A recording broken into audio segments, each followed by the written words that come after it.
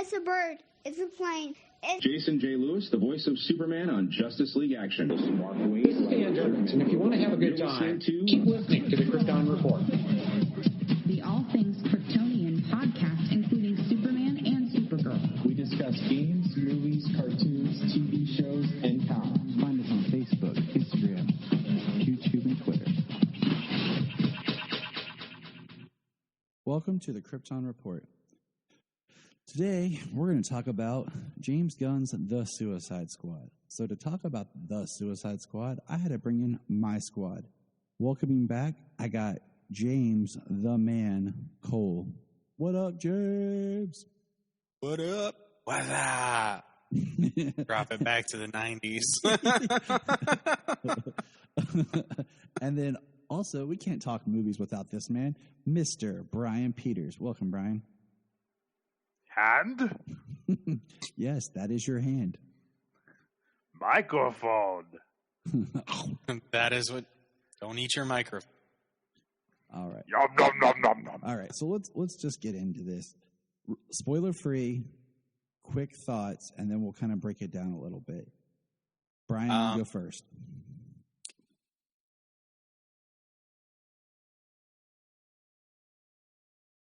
Or James, you go first? Oh, you want me to go first? Yeah. I'm sorry, I didn't hear you. Okay. Movie good. Movie fun. Yes. John Cena, fantastic. Sorry, I dropped in the voice. John Cena, best part of the movie. It was fun. It didn't feel like Guardians. That's what we were kind of worried about. It felt like Suicide Squad. It's very fun. I felt Harley was done perfect in this movie. So many good things about this movie. I really, really love this movie. I really did. How many times have you watched it? I've watched it 3 times so far. Cool. All right, James, you go. Well, I've seen it twice in its entirety. I have seen it. I probably watched it 2.5 times. I haven't watched it all yet. A third time. I thought it was really fun, really funny. Very comic book. I'm glad it was hardcore and didn't feel like Guardians. Just because I didn't want it to feel like that. The characterizations were pretty good. I mean, Harley's character were really good, most of them. Harley's characterization was the best she's been, but I think that's just Margot Robbie getting to be her, because what happened in Suicide Squad, what happened in Birds of Prey, like this, her speech. Yeah, it's definitely a build up from what she's had. And I mean, just from a behind the scenes point of view, she almost filmed these back to back, in all honesty, because this movie was supposed to come out last year at the end of the year.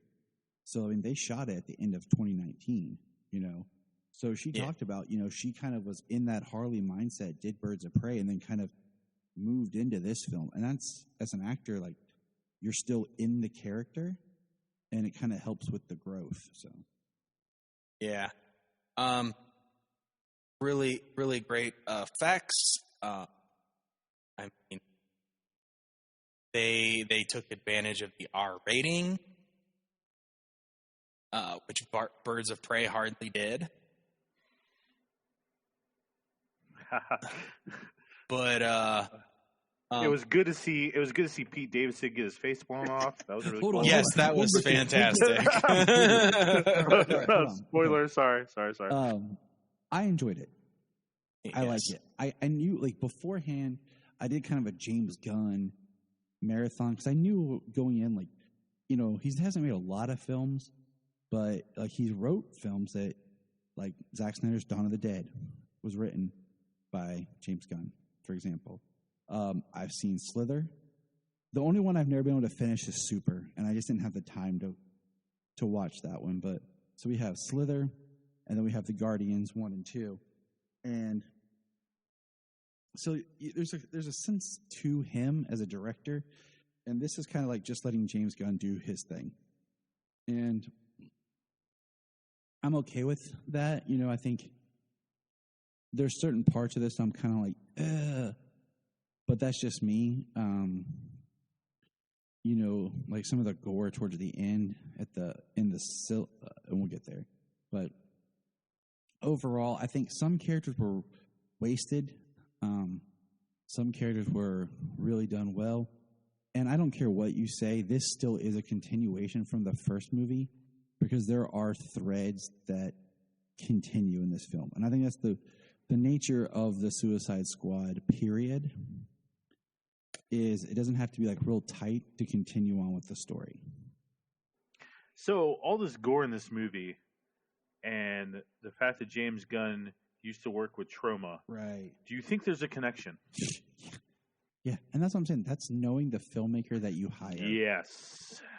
And like his sensibility on his humor. So, okay, that was our non-spoiler. Now let's get into spoiler. Do you guys kind of want to break it down by character beats or just like characters or all over the place? How you want to do it? I don't know. I don't know. We just go through. I don't know. Okay, so we'll start. Let's start with the opening, and then we'll hit the character beats. Yeah, there you go. Because so we get the opening in Belle Reve Prison, and we got Savant, best song used in the entire movie. I'm just saying.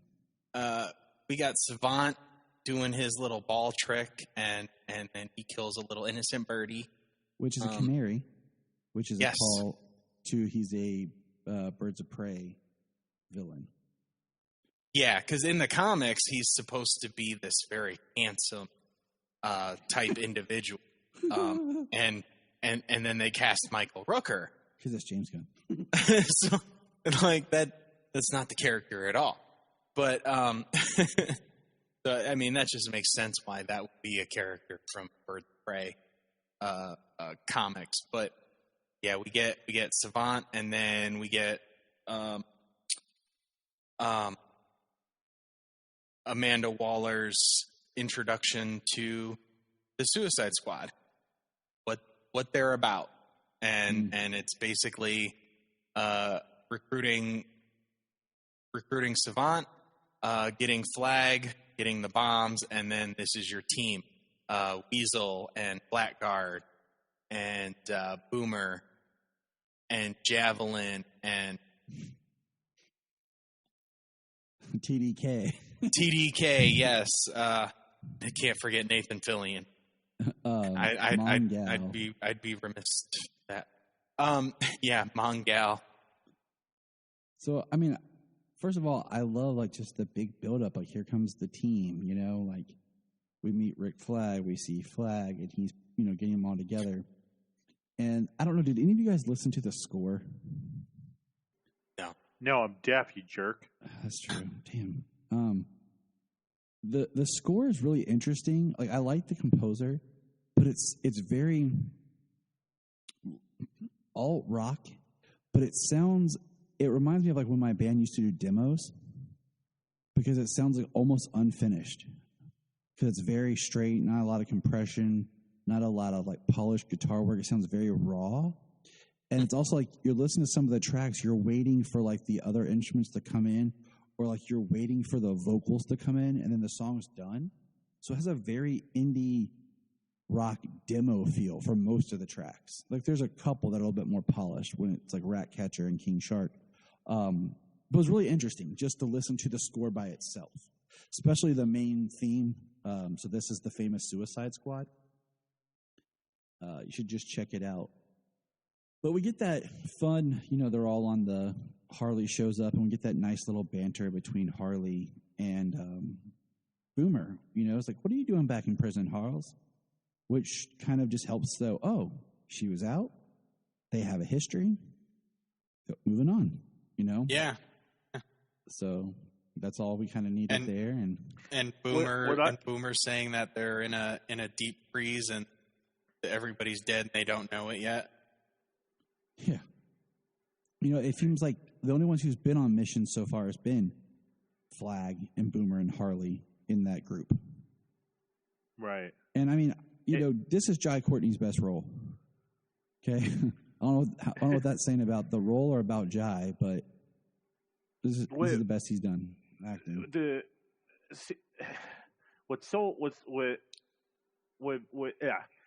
What piqued my interest so quickly with this movie was when I saw all this cast, I was like, okay, a lot of people are going to die. Mm-hmm. But the people that died on that beach, I didn't think not all of them were going to die. Mm-hmm. And that's what blew me away. I like them getting to that beach and that action scene was freaking awesome. But man, I did not expect Boomerang to die, man.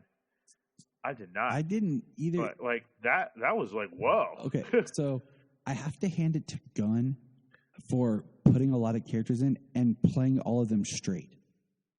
Like, in the first movie, we knew Slipknot was going to die because there was no merchandise. There was no talk about Slipknot. He was like forgotten. There was no story. Right. Even when the movie was starting and they were breaking it down like there was nothing about him. In this movie, throughout fandom and everything, they played every character as if they're in the entire movie. You know what I'm saying? So we had a sense of, okay, like this person could live or this person could do this. And even in the trailers, it felt like the beach was the third act finale. Right.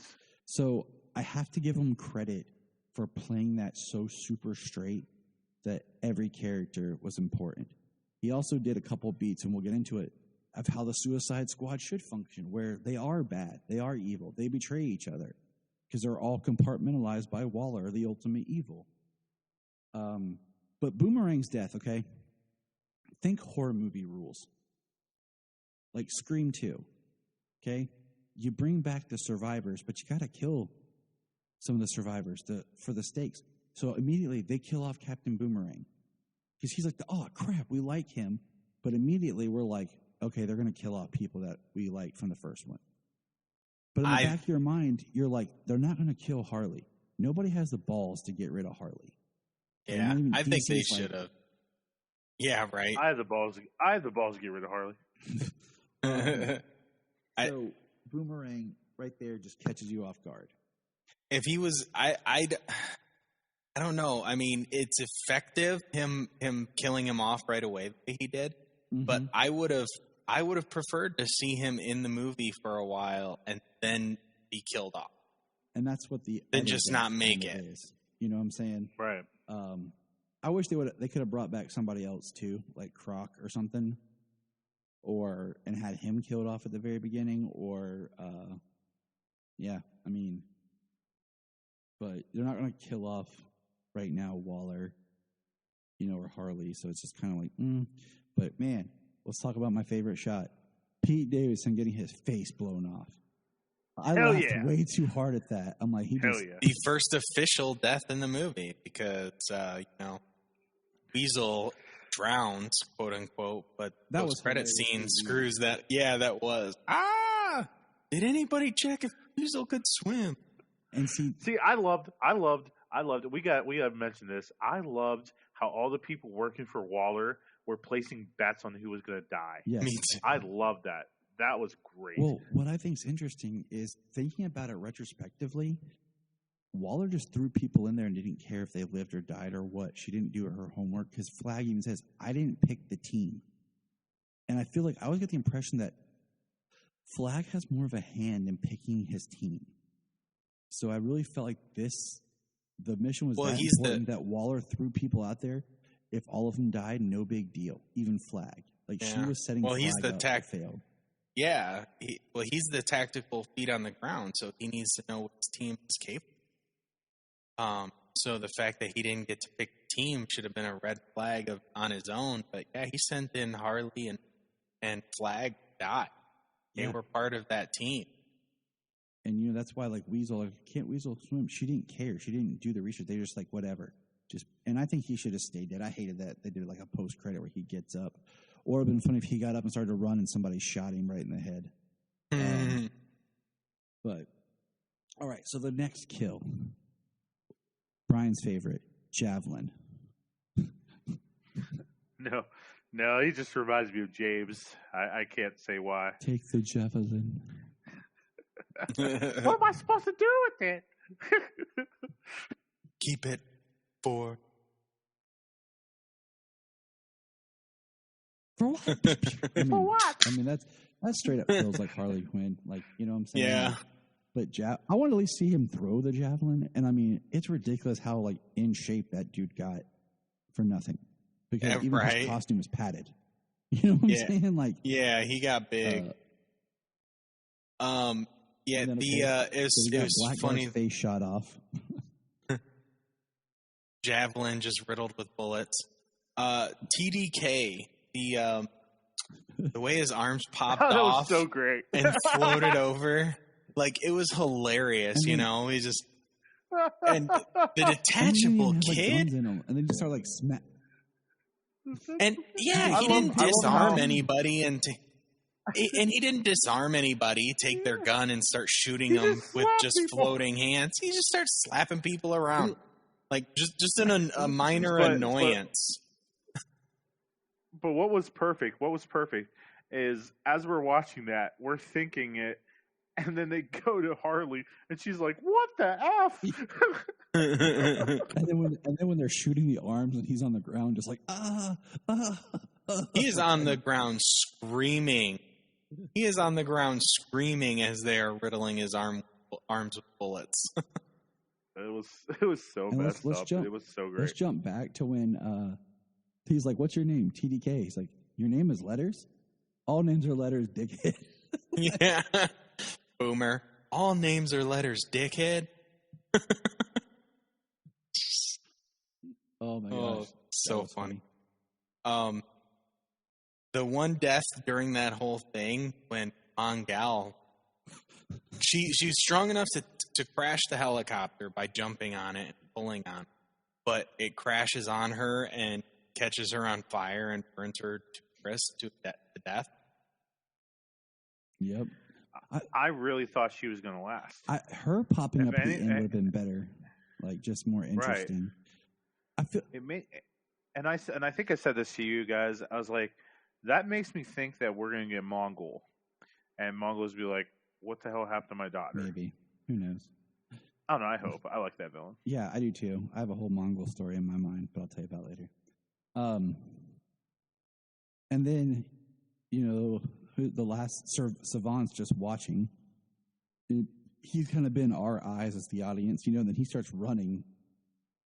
And of course, he's the one death that gets his head blown off.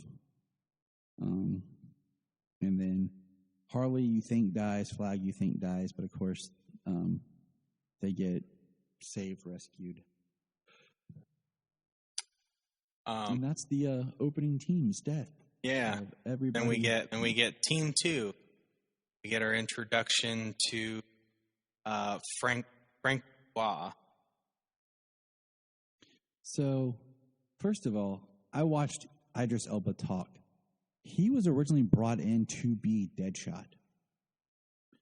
He was supposed to replace Will Smith, and then as they started production, they changed it, and at one point he didn't have a name but Vigilante in the script before making him Bloodsport, with the idea that they could maybe in the future get Will Smith back for Deadshot.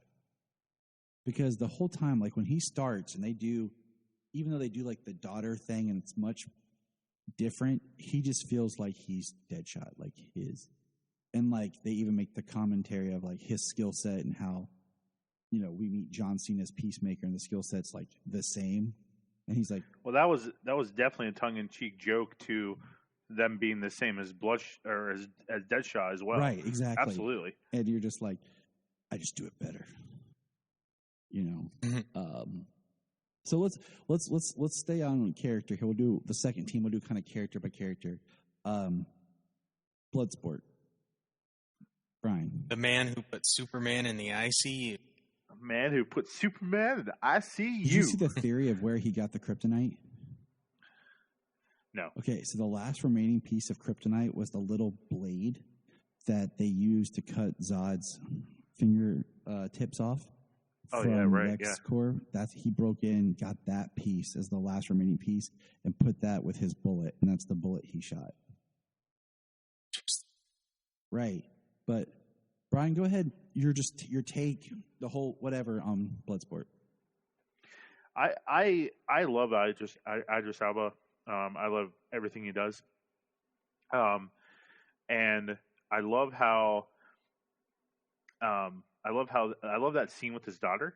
Like, he's such a piece of crap father, and they have that shouting match. I thought that was just hilarious.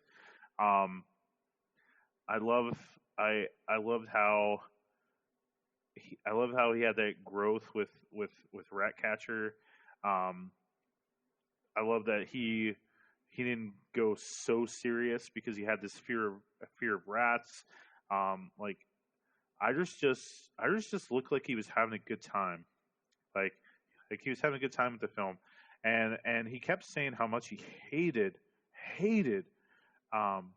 being Heimdall and Thor. So to see him go over to DC, it seemed like he was having a great time. His banter with Cena or with Peacemaker and his competition with that was one of my favorite parts of the whole movie. I loved how his weapons kind of came out of his suit, but as far as I know, I mean, at least reading him in the 90s, didn't Bloodsport get all his weapons from like a satellite dimension, like it was pocket like dimension thing? Yeah, he like teleported all of his portal. Yeah, something. Yeah, he teleported all his weapons from a weapons cache, so he could basically, as long as he stored whatever it was, he could basically get any weapon he teleportation. Well, I mean, how the weapons just kind of like formed and kind of like made stuff. That was pretty cool. That was boss. I want to see more of him, and I definitely want to see him shoot Superman and put him in the ICU. I want that story. That could be a great short film. Like a 30 minute absolutely. I loved his suit. I loved the mask, which Idris Elba actually wore. Okay, he actually wore the helmet. You know, a lot of these movies nowadays, because of the special effects, they don't wear helmets for the most part anymore. So he actually did wear that. So he spent a decent amount of time in the mask. Because usually when it's in the mask, you know, it can be anybody in the mask. But especially when he was like in the white tank top going to rescue Harley. That was Idris Elba in the mask. Yeah, he did a great job. He is so good. He's an amazing actor. He has a great arc. Just echoing what you guys said, like I like that they touch on that he has a history with Flag, and they're actually friends. So it makes you kind of wonder, like, what exactly pushed Bloodsport over to take on Superman. More of what his story was would be interesting to explore. All right. Well, he's an assassin. I mean, he got paid to take out Superman. Yeah, but like, when did that happen?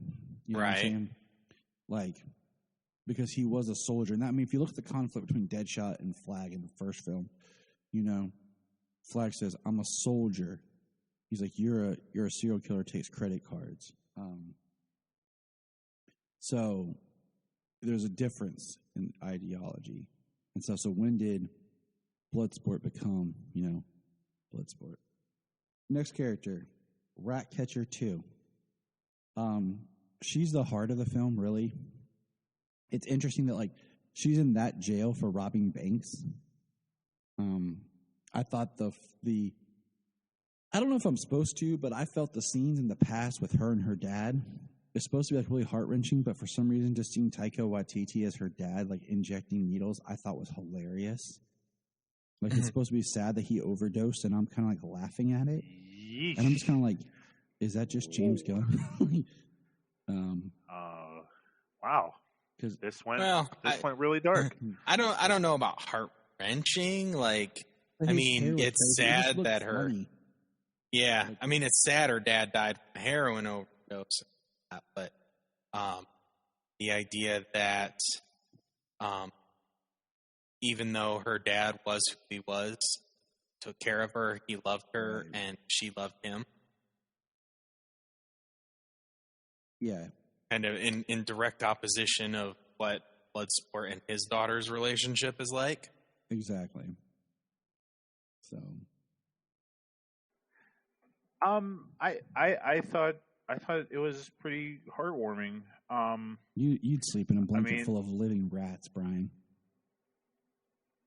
Hey man, like, it's just the story they were trying to tell, man. Like, she had nothing, and she came to America, and she had dream, nothing. Right? That's the dream, And she's meant to be the heart. She's meant to be the voice of reason. I mean, King Shark was gonna frickin' eat her, and instead of like, hey, let's kill this mofo, she's like, well, this guy has no friends. He can't go anywhere. Let's be kind to him. I thought she was fantastic. I mean, she even her like millennial jokes with Waller, like, oh, I was sleeping. Oh, I didn't mean to disturb you. Oh, that's okay. I thought she was pretty great. Like, everything that I expected in this movie, like, period, didn't happen. It was totally different than what I thought was going to happen, and I love it for it. And I thought that she was going to be a little weird, like, or the Ratcatcher one in the comics, but she ended up being the heart, and I didn't really see that coming. And I thought she was really well done, man. Like, I was a fan of her. James, any final thoughts on Ratcatcher 2? I mean, same thing said already. She was great. She's a fun actress. She played her part well. Not being this hard criminal, being a caring individual, like, and just kind of doing what she needed to do to survive. Yeah, I would watch her in another movie. Yeah, she would definitely be one I could see them bring back for like a next film. Well, have you seen everything around social media? All the simps for Ratcatcher 2. I mean, she is a gorgeous woman. There's definitely been attention thrown at her. Yeah. So now we bring Bryan's favorite, King Shark. Mustache. Big mustache. I'm just saying. Oh, so great. Ron Funches on Harley Quinn has ruined King Shark for me. You said the cartoon version of King Shark has ruined it for you? Yes, because I love that version. That's fair. Ron Funches is so funny. I was like, and then watching this, I was like, I don't want an idiot King Shark. Especially if he says more than one word, all I hear is Sylvester Stallone's voice. And then it takes me out of it. They're trying to tell. But it's not the story of that character I want at all. Listen, Bryan, I know it's not the story you want, and I know it's not what you expected, but it's what you got. Okay, Bryan? All right? I know. But the story they're trying to tell Bryan is this made a guy. Good point, though, about it. Damn it, let me talk. The story they're trying to say is that this guy can't go anywhere. He doesn't have any friends. He's never felt love. He's the descendant of a shark god or whatever, and he gets no love. That's why he just eats and just kills people. And Ratcatcher shows him love. And when he's sitting on that bus and he's seeing like couples together and families together, like he gets sad. So when you see that scene at the end, when he's seeing those fish, he thinks maybe I can have more friends. and they ended up attacking him, and whatever. But that's the story they're trying to tell. And I know that you can't imagine him gaining intelligence and Sylvester doing the voice. You can change the voice, man. Yep. You can. Damn it, Tyler! It's this. Listen. I grew up with no friends and never feel in love, so I understand King Shark. God damn it! Just like you understand Polka Dot Man. Not really. Yeah, you do. You do. We'll get to that. My mom everywhere. Yeah, you do. But I mean, I like the look of King Shark. You look great. King Shark got some great scenes of being like extremely gory, like when he bit the dude's head off and had the head in his mouth, and the guy's eyes were just moving. gnawing on it. And then they got the scene at the end where it was very like Thor Ragnarok, like where he's like, King Shark, nom noms. So my favorite scene with him is the introduction, where he's reading the books upside down, and he's like, I read books smart. I thought he was great because I understood the story they were trying to tell. I get it. Like I said, I don't know. Maybe if it was not Sylvester Stallone, maybe I would like it better. It's okay. Sylvester Stallone is one of the greatest actors of our time, so you just don't get it. So have you seen Demolition Man? All right, moving on. Polka Dot Man. King Shark was good. I mean, he was all right. He was funny. It's kind of like they knew what was coming. They knew what came out of Harley Quinn, and then just kind of went that route. I don't know. The design was all right, but just I don't know. It seemed like a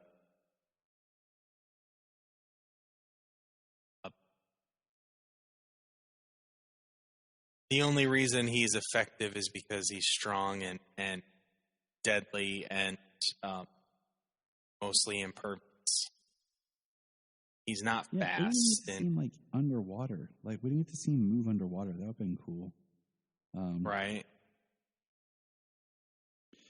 But I mean, I don't not like him, but his CG it was looked great. Yeah. His CG was awesome. You know what? Screw you guys. No, I don't not like him in any way, but he wasn't my standout character. I thought he was funny from time to time, and I loved when he ripped people apart. Everyone's like, King Shark, I love King Shark. And I like that they called him Nanawe. So that was cool. They're definitely going with that version, unlike what the version that the Flash did.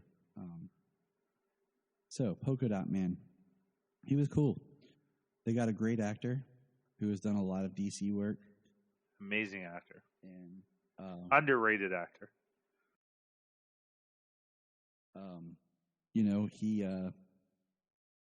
He took a character that pretty much, the only other worst character that they should bring in a third film would be like Condiment King.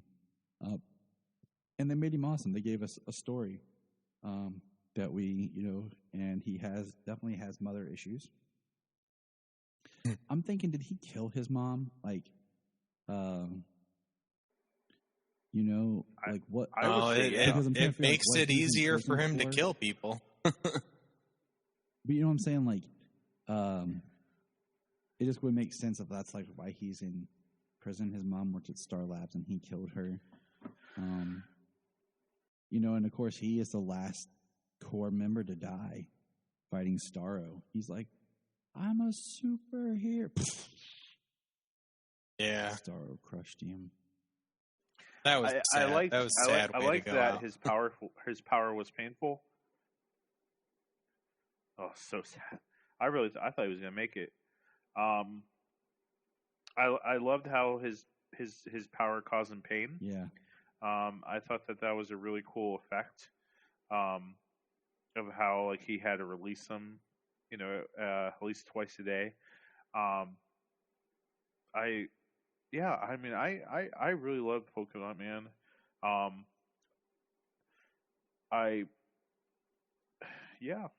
don't know what's more to say.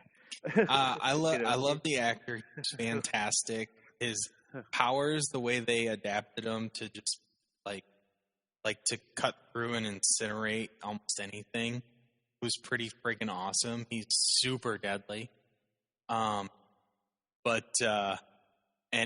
the way he sees his mother, like when he sees the team as his mother, and then the dance floor scene where he is partying, he is having a good time because he looks so sad the whole movie, and he is freaking partying at the club, and then he's dancing around all his mother. That was hilarious. And I know it was all just a build up to the Starro, that's your mother, and it's his giant mother. Like, that was the only one that didn't work for me as much. I thought it was hilarious. I did think it was hilarious, but I knew it was just a build-up. But I was like, does he really need to turn a monstrous alien starfish into his mother to do this? Like, very weird. I don't think that was necessary. It didn't work. It didn't work for me all the way, but it was still hilarious. So, all right. So the next one, The Thinker. I could have cared less for this. Like it's a new name of the Thinker, Gaius Graves, but it's more of the New 52 unnamed Thinker in the comics. And he was like an old, dirty man. And I could have done without him. He was a wasted character. See, I'm a huge Doctor Who fan. And I love Peter Capaldi, but I do feel that he was wasted. If he was actually I feel not a weirdo, and was more calculating, that he was just a mad scientist that experimented on people. And you didn't even see him really do anything impressive as a thinker. It could have been somebody else. Like they could have just done somebody else. They need to do the Thinker. And then of course he gets ripped apart from Starro, which I saw that coming as soon as Starro grabbed him.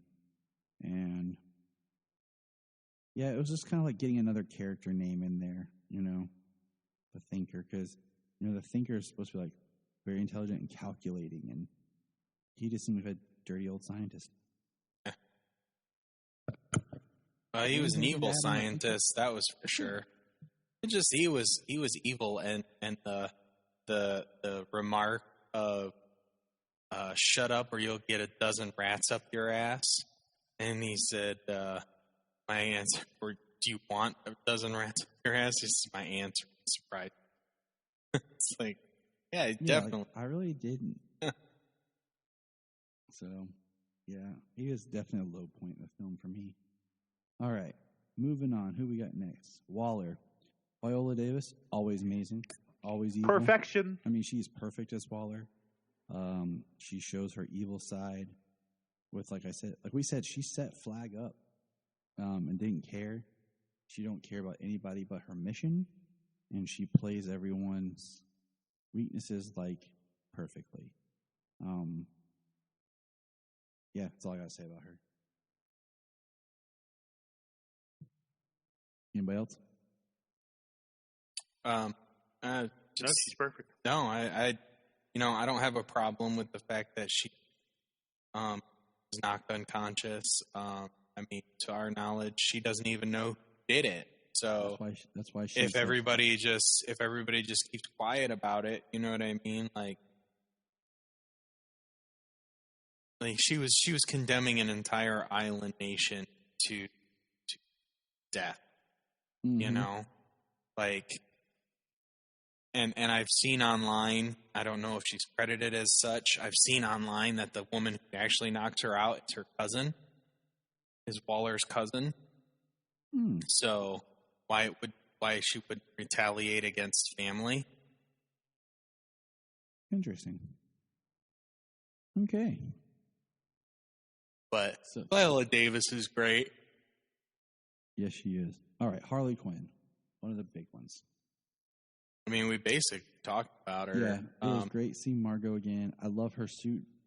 I hate that she spends most of the movie in the dress. Because I really love her Harley outfit from the beginning. That's the perfect Harley outfit. They finally got the Harley outfit correct. Yeah.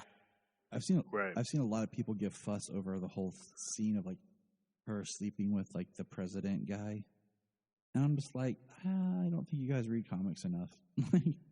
Right. And I'm glad she shot him.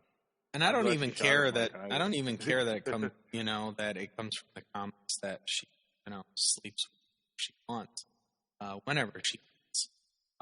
I don't even really care that it comes from the comics. Why does it matter? She can sleep if she wants whenever she wants. The like Bryan said, the best part about that was that she shot him. She wanted to break their cycle, her red flags. Yeah. Character development. Character development. Growth. And and I love the best part. So she shoots and he goes, "There was a bullet in this thing." Like, and then her badass fight scene, man, it was great. And people have complained about that. I mean, you can't make anybody happy. The thing really? is, she fights, she gets out. The birds and everything. Like, I thought was great in the background because it just shows that this is how Harley sees the world. Like her mind when her mind is not working. Like the only thing about this movie is we didn't really get any Harleen in this movie. You kind of start to get a little bit when she's talking about the red flags and making the change, but I feel like she's mostly Harley in this movie. And I'm glad that she was a main character, but not the focal point of the movie. Oh, I got to bring down the mat. Oh. Yeah. My bad. He does. He does. He's going to take you to the mattresses. Mattress? What? That was supposed to be on you. All right. So we got Harley. No, I mean, I was glad that she wasn't the focus. I thought this is the best I've seen Harley yet. Her fight scene was awesome. Her humor was great. I love that she was trying to figure out how to say Corto Maltesians. Mm-hmm. She was trying to figure out how that was. Like, it was very Harley to me. Like, it was done very well. Because sometimes I could find Harley very annoying. Yeah. But she was done very well. I was really pleased with it. And then now on to Rick Flag. Oh, the last one I like how they put the makeup on her. When she's in the car, like, and it covers a lot of her tattoos. Yes. And then even though she gets wet and everything in the movie, like, they're gone. It was like a subtle way of like removing them, and then us not thinking about it. So I bet the next movie she'll have like even less of them, and no one will care. I agree. I like how they changed some of her tattoo, like her one on her back. She had tattooed no one. Her. I think it'd been awesome if like there was a joke in there where she like is rubbing her, like washing herself or something, and they're coming off, and the joke is like they're all fake, that she just writes them on herself or something, like with Sharpie or something.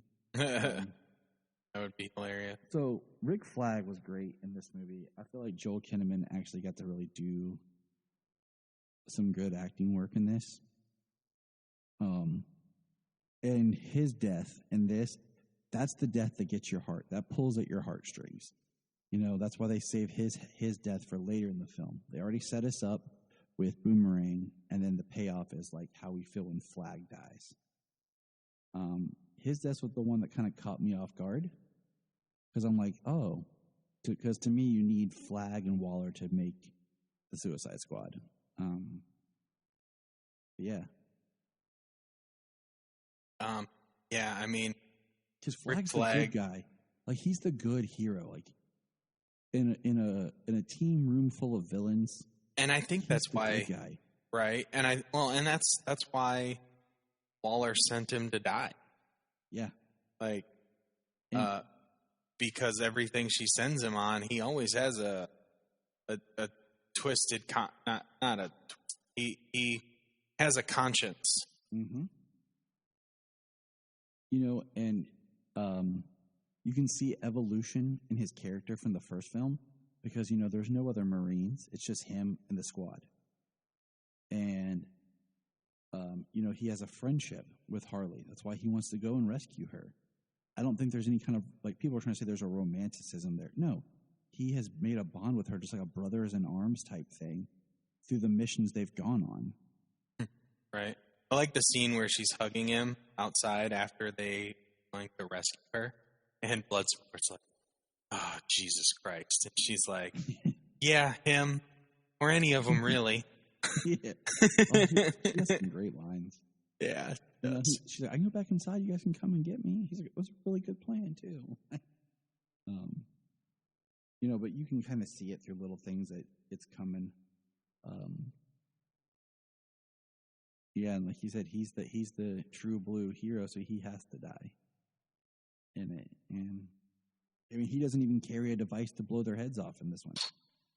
You know, that's strictly a Waller call now. Yeah. All right. So the next one, my personal favorite character that I laughed the most at, Peacemaker. Absolutely. Oh my gosh, Cena was so good in this, man. And it's so crazy because, like, in a week, Bryan and I saw Fast 9, and then I watched this.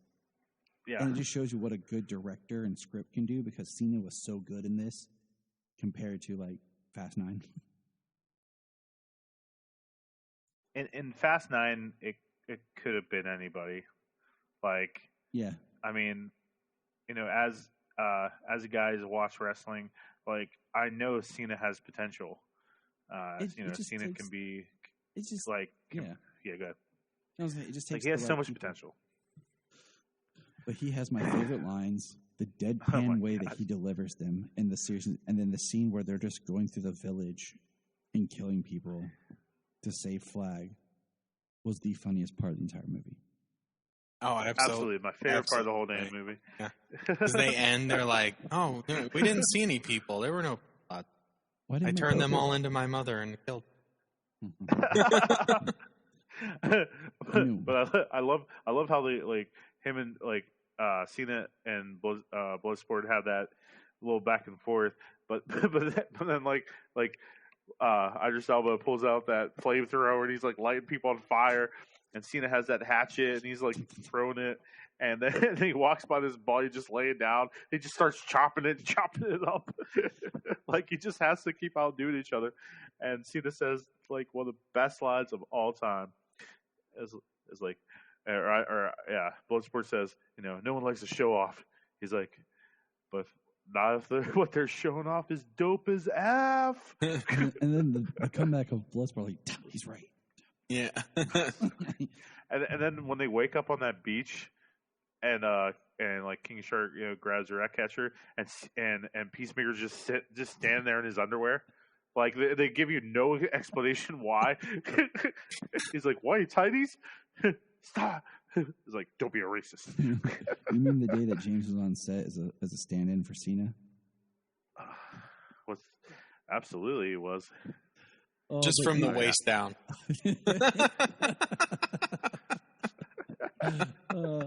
Hey man, you gotta make that extra cash. You know, you got a baby coming. He just got the.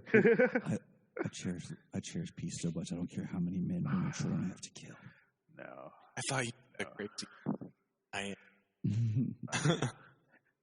I mean, he has some great lines. Starfish is slang for any connection?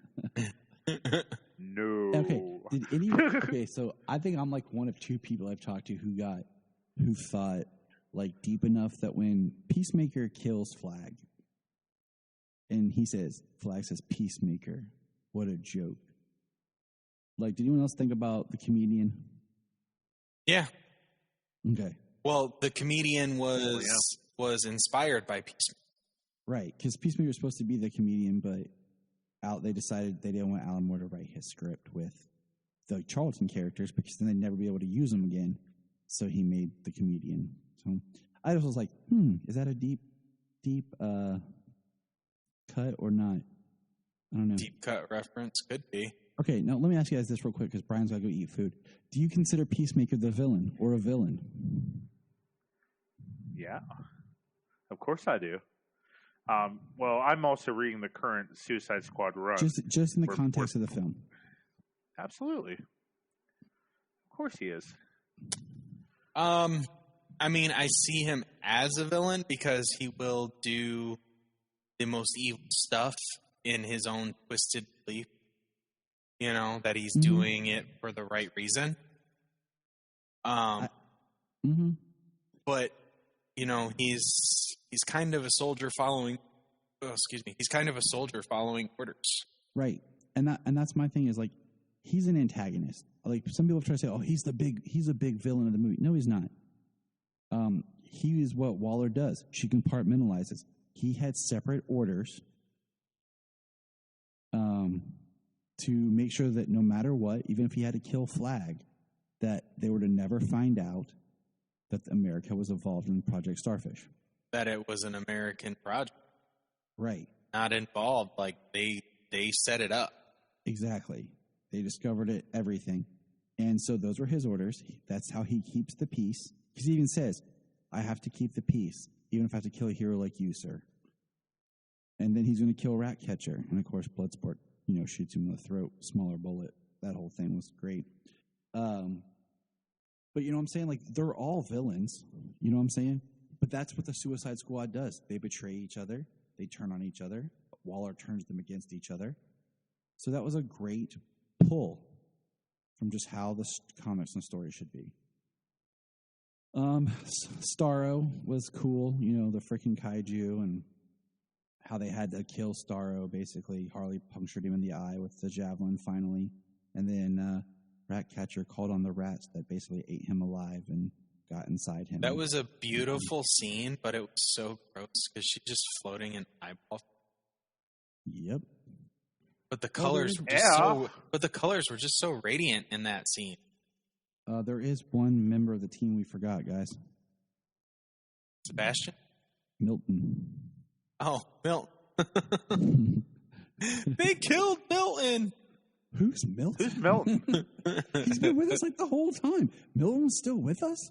What's he doing? I think I would have known if there was somebody named Milton with us. I'll be your friend, Milton. It's not me. We just had a whole conversation about how your name is Milton. All right, we're kind of starting to run on here. Final just thought. going to start quoting this movie. Now that's just for what we're going to do for a while now. I can't wait. Okay, so the post-credit scene, we find out that Peacemaker lived, so that sets up the Peacemaker TV series. Because I was wondering if the Peacemaker series was going to be before this film, but now we know it definitely takes place after it. So I think I'm going to have a lot of quotable lines after watching that series. What letter grade would you guys give this, and we'll get out of here?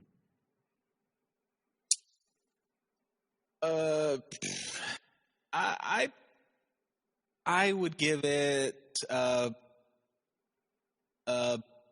B. Bryan? A B. Yeah. I would give it an A-, sir.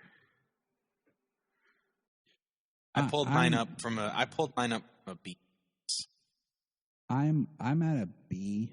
I figure I had a B- first too, but I'm kind of like in a B. I like it. There's a lot of gunnyisms that I'm like, okay. Little things I'm like, I kind of wish it wasn't rated R. I feel like they went with the rated R just because. But right now in the 11 films of the DC connected universe, it sits at my number 7. So I haven't done a definitive ranking yet, but I would say maybe 6th. I'm sending you my ranking. 6 or 7. I don't have Letterboxd, so I can't like my Letterboxd setup. I keep seeing people posting. I didn't either until I finally was like, "How are you guys doing this?" And they were like, Letterboxd. So then I signed up just to make my DC just film. to do your rankings, right? That I've been tempted to download Letterboxd to just do that. Just so because I have like the that definitive. I can do that and be cool like everybody else. So, right. But yeah, it's my 7th. I like it. It doesn't hit me as hard because like I don't think I'll review it and come back to it as much. Because it's rated R too, like I can't play it as much in the background with the kids around, and the characters just don't resonate with me. But I like your ranking there, though. Yeah, I mean, it's like it's easy to do the bottom 3 and easy to do the top, but You know, For sure. and some of them move around. Like, you know, Justice League is 11, Suicide Squad at 10, Wonder Woman 84 at 9, Birds of Prey at 8. The Suicide Squad at 7, Wonder Woman's at 6, BVS is at 5, and I really like BVS. But it's just I really enjoyed Shazam. Like, it's a fun movie as well as a really heartfelt, well done film. Aquaman's right before Shazam, but once again, 3, 4, 5 can shuffle. Number 2 is Zack Snyder's Justice League, and number 1 is Man of Steel. Top 2 always stay up. Top 2. Yeah, I don't see them two moving. Right. I mean, looking at this, yeah, I'm sitting at probably around 6 or 7. I have even 8 in this lineup here. But if I shifted something around, it might. So it's 6, 7.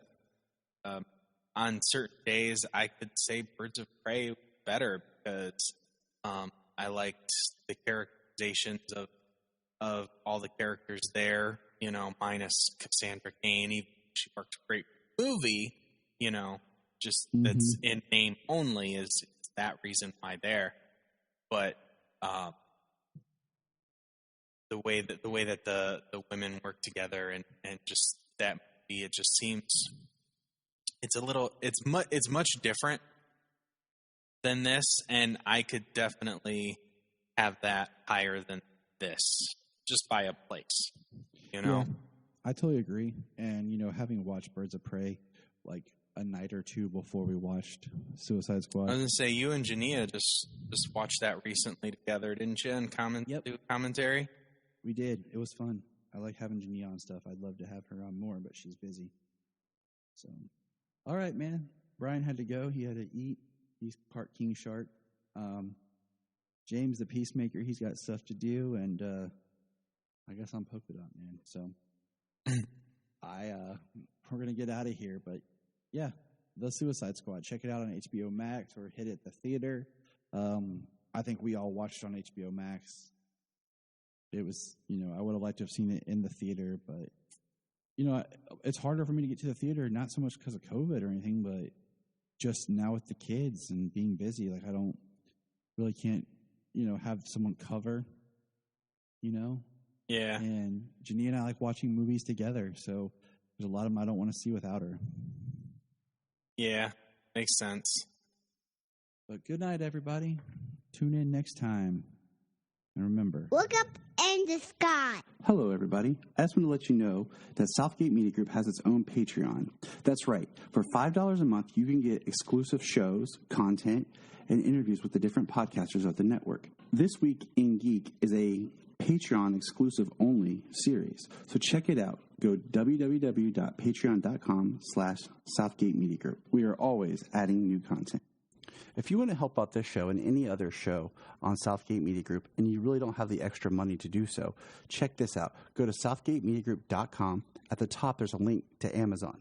Click that, log into your Amazon, shop and buy like normal, and part of the money that you spend comes back to us to help us with our podcasts. The Krypton Report is part of the Southgate Media Group network of podcasts. If you have an interest, check out Southgate Media Group to see if your podcast is there. I bet it is. At the Southgate Media Group website, you can sign up for our newsletter. You'll get info on all the shows, and you can find what you want. You'll also find links to our sponsors where you can get great products and support the podcast. Also, our book, Pod Life, Podcasting Stories. It's a great book. Check it out. It's nice to hear where people come from and why they do what they do. If you're like me and you love listening to different podcasts about Superman, I have a few that I want you to check out. Some of my favorites are The Last Sons of Krypton. Connor and Ray are always reviewing different books, and it's really nice and refreshing to kind of dig back into older stuff. The Aspiring Kryptonian, Tasman and her team are always finding interesting people to interview. Digging for Kryptonite has become one of my favorite ones to listen to, as Anthony digs into different eras of the character. There's always the Always Hold On to Smallville, which I've guested on before, if you're wanting to step back into that nostalgia realm. So check out all these, and there are many, many more. So check out our Twitter, because we're constantly finding new podcasts that inspire and bring hope to everyone.